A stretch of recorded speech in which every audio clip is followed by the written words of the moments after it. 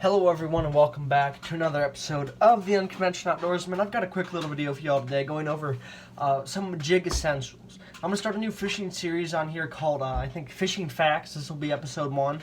This is jig essentials. So we're going to go over a few different types of jigs that I use for bass fishing, whether that be largemouth, smallmouth, white bass, or even crappie fishing too, because you can use a lot of these for both.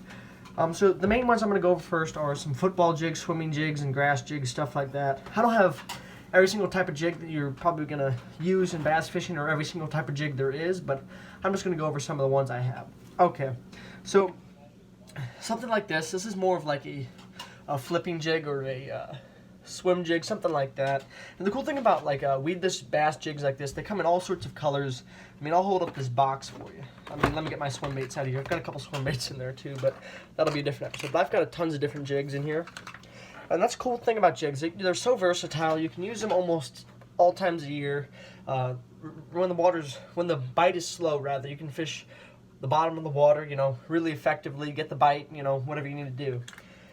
So you've got stuff like this. It's more of like a grass jig, something like that, with a red and black color with a mixture of some browns and tans and some green fleck in there. So you've got all types of jigs. I know some of my favorite sizes to use are 3/16 ounce, 3/8 ounce, and 1/4 ounce. They're really effective. You can use them on bait casters or spinning rods. I personally like to use jigs on bait casters a lot, but if I'm fishing something lighter like something like a bitsy jig or a bitsy flip, something small, then I will tend to use a spinning rod. Because I fish a lot of creeks now, with the bait caster, it really helps to have extra distance to cast. But something smaller like that, you can throw on like an old Zeb coat even. It really is a good type of way to fish. And I'm going to be going over some crappie jigs here in a minute, but something this small, you could put like a little trailer on that, like a little bitty trailer. And that really adds some extra oomph to it, something that if a bass sees that just this, when he sees it with one of these or a trailer on it, he might have the extra motivation to go and bite that. So you've got small jigs like this. This is more of like a grass jig or just a flipping jig for small or areas of water. This is a football head jig because the head of the jig looks like a football. This is for fishing really heavy cover, like grass, sticks, and stuff like that. If you're like heavily covered, like trees in the water, grass, weeds, reeds, stuff like that. This is a 3/4 ounce. This is very heavy. You want to use something like a medium heavy to a heavy rod with this. I would personally use 15 to 17 pound test. With this, I think with a jig this big, it is pretty essential to use a trailer on it. Definitely give it the extra presentation, match the hatch a little bit better. With this color here, what I would do is take maybe like a dark watermelon red and put it on there, like a craw, something like that. One of my favorite things to do with jigs, especially something like that, is put a craw or a creature bait on it. You could put a ribbon-tail worm. I've done that before. Haven't had too much stuff with it, or too much result that's pretty good with it. Let's see, do I have that trailer that I was talking about here? Yeah. All right, I've got my tackle hung up. So I've got a Berkeley Havoc bait. This is one of my favorite trailers that I use on jigs. Now, you might say that's a little bit big for it. Now, what you can do, you can bite it off about right here, maybe right below one of the phalanges, and put it on there, and it's going to add a lot more, a lot more movement to it, So I'm trying to keep this video under 10 minutes today, but you've got a football head jig. Trailers are really important. But let's see, what else do we have? This is like another grass style jig. Let's see. This is a swim jig, something like that. Let's see. Alright, I've got a couple different types of swim jigs here. Now, this one is made for trailers. As you can see, we've got a little clip here, which is really effective for if you put something like this on there. It'll hold on to it so it won't come off as easily. I know if anybody's fished a Texas rig a lot with a ribbon-tail worm or something, you've casted it like 100 times or so, the worm will start to come off a little bit, or it'll start to tear. This will help with that. It's more of a finesse style jig too, something you can fish when the bite's really slow, not too good. Cover some areas where there's fish, but they haven't been biting on anything else, like maybe with a regular lure or a crankbait or something like that. This might be able to get you the bite that you need. Now, something a little bit different, but it's kind of sort of like a jig. Not really though, it's a chatterbait.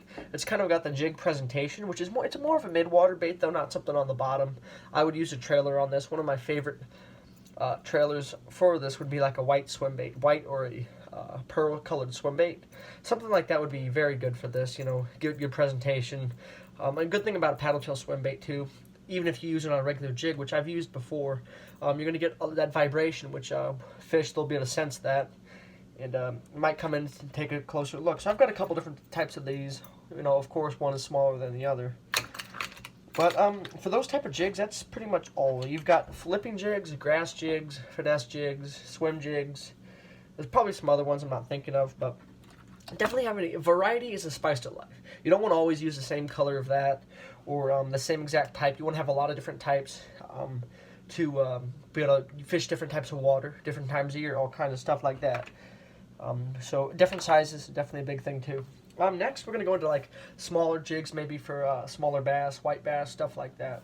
So a couple different types of jig heads you could use. You've got something like this. This is an older jig head, but it's like, you know, it's your basic lead terminal tackle style jig head. You know, you can put all types of trailers on. I've got like 100 million trailers hung up on my wall here. Anything from like a tube, let's see, I don't want to take that one off, like a tube to like a grub style. You know, one of my favorites for the spring, my dad taught me, something like a, where's the chartreuse at? Here it is.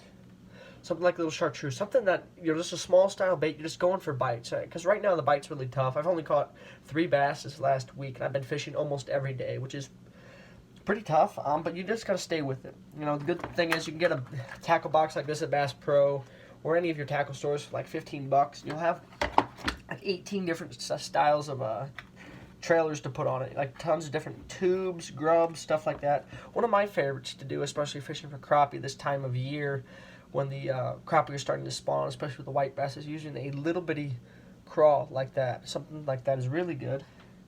Also, they make something like, it's not in here, let's see if I can find it. Alright. I don't seem to have it on me, but it's like a little bitty type of swim bait. So it's got kind of like the body like this, but only it's got a paddle tail on it, which is really effective for being able to fish water for smaller types of bass, white bass especially, which taste really good in the fryer. But different types of jig head, if you don't want to use something that basic, you want to add a little bit more color, you can use something like this. Let me get it unhooked here. Alright, I'm sorry, they're all tangled up in here. But something like this, and I've got a spinner on this one, but you don't have to have a spinner. It is something you could add to it. You got something like this, and again, you could use anything with it. With a little bit bigger hook on it, it opens up a wider variety of trailers. I know something I just got in a recent mystery tackle box is something like this. You could cut that off right about there and hook it onto here, and you've got a pretty effective midwater bait that's going to be able to catch anything from panfish all the way up to bass. I've known big bass. My friend caught a 6-pound bass last year on something just like this with a sort of like a paddle tail or grubbed swim trailer on it. So this is a very effective bait. Jigs in and of themselves are very effective for most types of fishing. I know, I mean, I've even caught catfish on jigs like this.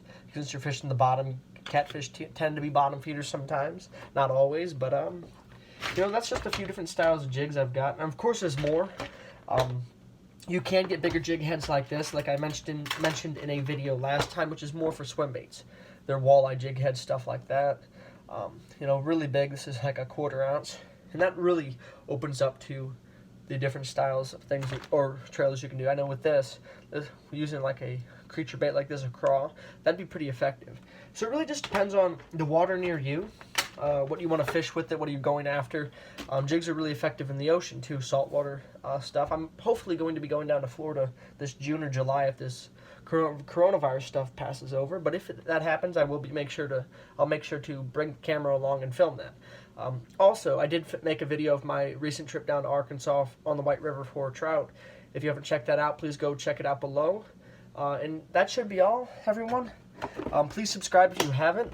I will be making more content in this video. I'm going to be trying to make 1 to 2 videos a day. I might make a air gun video this week, a penetration test with one of the new air rifles I just picked up when I was in Arkansas. But that's all for today. Thank you for watching and have a wonderful Monday.